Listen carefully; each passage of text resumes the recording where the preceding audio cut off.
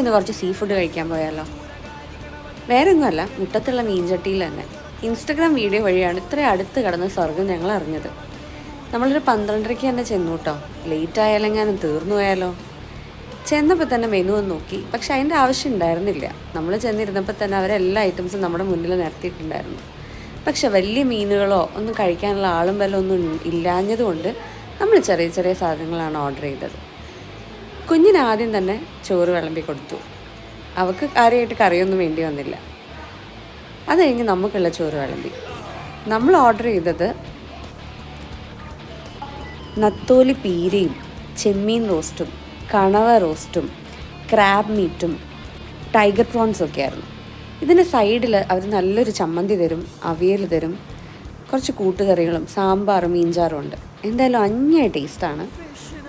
നല്ല എരിവുണ്ടായിരുന്നു. ഈ സാധനങ്ങളൊക്കെ 2 പേർക്ക് കഴിക്കാൻ